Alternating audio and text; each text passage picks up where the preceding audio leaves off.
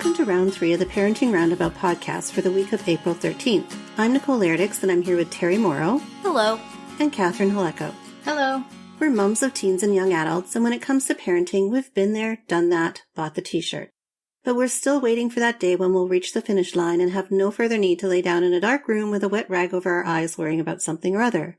Wednesday is Complaint Day here on Parenting Roundabout, and today we're talking about complaints that are not related to our current coronavirus situation. So these are complaints about our everyday lives when they are quote-unquote normal.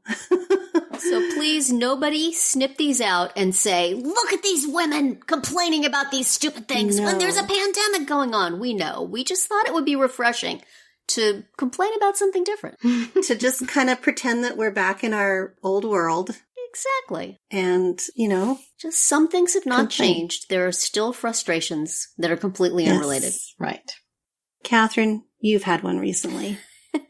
Yes. So, as you might know, because of the pandemic, dentist visits are considered not essential unless they're an emergency. Right. But I started getting a feeling that something was wrong with one of my front teeth, where I have crowns that I've had for a really long time. And, probably at my last couple of cleanings, they've been like, oh, those crowns are not going to last forever. So they started to feel like loose or something, and then it started to hurt a little bit. And so finally I was like, well, I guess I have to call the dentist and at least find out what they want me to do. Like, is this an emergency? I don't know. So I called and they're like, yeah, that sounds bad. They didn't actually say that sounds bad, but they did say, I think the doctor's going to want to see you. So sure enough, I go in, and underneath my crown, the tooth that is left under there is broken and infected. Oh. So that doesn't sound good. In the midst of a global health pandemic, I get to have major dental work done. Major and expensive. So that's what I'm complaining about. Like, I've never had a cavity in my entire life, but I have had so much else. Oh, no. So, I don't know. I'd probably be better off with just a few fillings versus everything else that's gone on. That stinks, and you can't really get sympathy, and you don't feel like you can really complain because in the greater scheme of things, it's not that big, but it still hurts, and it's still dental surgery, and it's still miserable. Yes. So that's where we are. I sympathize. So how are they accommodating for the whole virus situation? Well, the office was, sort of a skeleton staff, right? There was only the one normally there's several dentists and a whole bunch of hygienists and a whole bunch of front office people, whatever. And it was only 3 people, the dentist, an assistant, and a front desk person. And whenever the front desk person was not like on the phone or doing paperwork with me or whatever, she was cleaning. I mean, she was wiping down all the door handles and that kind of thing. She wasn't wearing a mask or anything, though. Oh. And I thought it was pointless for me to wear a mask. And I had to, sign my life away to say that there would be a risk of me contracting the virus by having dental procedures performed. No, really? Yeah. I mean, at first I had to swear that I didn't have it or that I didn't, that hadn't been exposed to it, which obviously no one can know. Right. And then I had to say that I understood the risk that I was taking. Right. Which, but it turns out that the tooth is infected. Like, I have to do something about it. Yeah. So. It's not like it's elective surgery, You're not getting a wart removed or something. You got to do it. So yeah, that was that. But the dentist and the assistant, they didn't really have much in the way of protective gear. Really? Yeah. I mean, I don't know if it's because they just can't get it or they already donated it or what, but, wow. But yeah, so I certainly hope I'm not unwittingly shedding virus all over them in their Right. office. And hope that they are not either. Yeah, exactly. With their hands in your mouth. So next week I go back and they do the work, and then he said it's a 10-week recovery. Oh my goodness. 10 weeks? 10 weeks Oh my of gosh. Why so long? It takes 10 weeks for they're doing some kind of bone graft. Like, I Oh don't my even. gosh. Oh, Catherine. So that part takes 10 weeks to heal, and during that time I'm going to have a retainer Oh, with a my. fake tooth on it. Oh, Oh wow. my gosh. So I thought you'd already had it, but that was just the visit to see if you needed to have it. Yeah. Oh, geez. And to do that thing where they put the plaster in your mouth and take molds of your Oh, teeth, yeah. Ah. Uh-huh. Yeah, that's all I did that time. So, Wow. yeah, Wow. next week. As if quarantine couldn't get more fun. Exactly. You need to get the stink eye from the pharmacist when you go to get all your, stuff from it, and, Mm-hmm. Yeah. Wow. How about you, Terry? What have you got to complain about these days? Well, this is something that seems so inconsequential. It's so everyday, but in January, my husband was feeling funny, and I said, you haven't had a physical in a really long time. Go to the doctor, have a physical, have the blood work. It's good to do, right? This is what they want us to do. So he did, and sometime later, I got a bill from the lab for the blood tests that was for the entire amount and said, your insurance didn't cover this. And I'm like, your insurance didn't cover like a routine blood test? This doesn't seem right. So I looked at the bill, and they had billed the wrong insurance. So I called the doctor, and they said, oh, yes, we put it in this insurance. I said, that is not his current insurance. And I thought maybe they had asked him, did your insurance change? And he had said no. But in fact, he said he gave them his correct card. So somebody screwed up in the doctor's office. Okay, fine. So I called the lab, and they said, we'll put it through again with the right insurance, no problem. So, how this thing goes, months go by in between you getting these bills. And so finally now we get another bill that supposedly has been adjusted for the insurance. And it's still the full amount. They said, this is what your insurance says you owe. I said, this still doesn't sound right. So then I have to start, because I am the health finance coordinator for the Morrow household. I went on the insurance website. They said that the insurance is paying half of it. So the bill is wrong in saying we owe all of it. I still feel like, why do we owe half of it? So then I called the insurance company. They said, well, it must have gone to the wrong lab. And this is one of those things which rarely does a doctor say, hey, which lab should we go to? This is not a decision. I mean, if I decide to go to an out-of-network specialist, I'll pay the 50%. But if the doctor takes the blood and that's the last I hear of it, and then I'm getting a bill, that seems wrong. So I have a fight with the insurance company over why am I paying 50%, and then I have a fight with the lab who's billing me for 100%.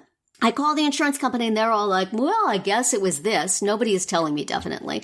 And it's like the insurance company covers this particular lab. If I go in and search labs that are in network, this lab comes up, but apparently only certain locations of that lab. So even if my doctor had said, can we send it to this lab? I would have looked on the website and go, oh, sure, it's covered. So I feel like patients should not have to know this. No.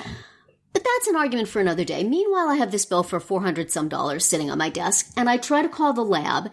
And first off, it's one of those things where you have to be like, it's like a Rubik's Cube to find how you get to talk to a human being. Right. Going through the automated. And I know that sometimes if you yell representative loud enough, it will just forward you. And sometimes if you curse, it will forward you a little faster. Tried that, did not work, only made me really angry. And then finally I got through to where you could go on hold for a human being. And this is the way, you know how usually sometimes when you're on hold, they have like little advertisements for the business, so it's somebody talking instead of music. And then every so often it comes on and says, all our representatives are busy with other customers. Please hold and your call will be taken in the order it was received. Usually those are like spaced apart, but this was that message and then a little bit of talk and then that message, and like every like 10 seconds, the please hold came on. So this makes me want to scream even louder. But finally I said, I'm going to put it on my cell phone. I'm going to put it on speaker. I'm going to go about my business. Eventually we'll go. So I listened to that mind-bogglingly awful thing for like 10 minutes. And then it starts to ring. Yay, I'm going to get a representative. And it rings and it rings and it rings and it rings and it rings and it cuts me off. So I went on their website. I sent them an email. I supposed to hear back in 2 or 3 business days. It's been that long. I haven't heard back, but it's like I have to take a bunch of deep breaths before I try that call again because, oh my goodness, what a horrible customer experience. But it's like, I would like to just blow this off, but I got a bill here that says due immediately. Yeah. For an amount of money that I don't owe. Even if I have an argument with the insurance company, I still definitely don't owe the full amount. Right. And it's just, you know, when you have these things and you just want to resolve them. Right. And I can't resolve it. And I mean, I'm sure that this is an extremely busy time for labs, and it's probably going to be really difficult for me to get a phone call through. But then put on your bill, due immediately, or, you know, whenever you can get through to us. Right. Don't make it look like you're going to send the collection agent next week, and I can't get through to you because I don't owe you that money. Right. And, you know, the recorded message says, if you have a problem, contact your insurer. And it's like, I did! I did! I want to tell you what they said, but I can't get you. So anyway, I'm perfectly calm. It's fine. It will all resolve itself. But, you know, out of all the things lately to make one frustrated and angry, this was like a real old school anger. This is, you know, hello darkness, my old friend. I know this one. It's almost comforting. Not really. Oh, that had been the sounds of silence and not the sounds of, all our representatives are busy. Please hold and your call will be taken. I can recite what they said because I heard it like 5,000 times. What sadist put together that whole experience? It seems designed to get people to hang up. Maybe that's the purpose. Yeah, to just like hang up in despair and just pay the dang bill. Right. It's like maybe it's worth $400 for me to never have to hear that again. To that again. Yeah. Oh my. But I'm calm. So what's your rant, Nicole? Well, I am struggling with, because it never ends, more university stuff, you know, because I'm not in university, but I might as well be. By proxy. Because somehow I end up still doing all this university-related stuff for my daughter. Goodness. And I really should just back off and let her do it. But at the same time, it's like... You can't. You know, right now we're struggling with housing because we have to find her housing for next year. They guarantee first year housing, but for second year and third year, fourth year, you have to get yourself on a housing list, and it has to be, you know, on that day at the time it's released, or else you're out of luck. And of course, she didn't sign up for it on that day, thinking that she had lots of time. But little did she know there's like 30,000 kids looking for 5,000 spaces on campus. I mean, it's crazy. So she didn't make the lottery. She didn't get into the lottery, or she didn't make she's on the wait list. She's like number 2,000 or something crazy like that. So anyway, I thought, okay, well, I've got to get on this and help her out because she's going to need somewhere to live. And I don't really want her living off of campus at this stage in the game. I mean, I think she's more suited to on-campus living, or better suited to on-campus living right now. And it's just been a struggle because, I mean, first of all, they're wanting leases just for leases right now are just between May and August. And then they're not going to be offering winter leases until the summertime. Anyway, it's just this whole, you know, you think you have something and then it turns out that it's against the subletting rules, and then you have to go find something else. And it's a whole apartment hunting thing. You know what it's like. It's terrible. You know what it's like to find housing. You're doing it from such a distance, too. Yeah. And you're kind of like doing it hoping for the best because, you know, you don't get to see these places. You don't get to talk to anybody in person. It's just kind of like, okay, so have you got a room available? Yeah. Okay. Well, and I'm trying to get my daughter involved. But she's, you know, got exams to study for, and I should just really back off and let her do it. But at the same time, I'm so stressed about where she's going to live. Right, you don't. You don't want her. She's not stressed. I'm stressed. I know, because I lived in a dismal little basement suite when I was going to that school. I know what it's like. I want to spare her, but maybe she needs that. I don't know.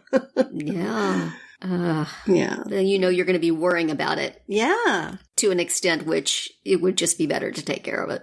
Yeah, exactly. So, I mean, I know what she's in for, and that's the thing, right? Like, I know what what she's up against. I know how hard it is to find housing in that area. So, and how expensive it is, or it can be. And I don't want her sitting on a bus for an hour and a half to get to class. Yeah. Like I just, so anyway, that's where we're at.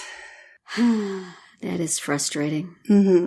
Just the difficulty of, knowing your kids should be taking care of things and knowing they won't take care of it to your satisfaction. And so what do you do? And in this case also there's a safety issue and financial. Oh, huge. Yeah. That's rough. Yeah. So, it's definitely in the big picture. It's going to work out. It'll be fine. Yes. What's the priority right now is us being all here and healthy right. But we all understand there's that. these other little things that have to happen because life goes on. So. Yes. Well, that is it for today's round 3. We each had something we could rant about. Tune in tomorrow when we will talk a little bit about what we miss, some of the things we miss about everyday pre-pandemic life, and then come back on Friday to see what we've come up with for our Roundup picks this week. Find all our episodes at parentingroundabout.com and talk back in the comments there, on our Facebook page, or on Twitter, where you'll find us at Roundabout Chat.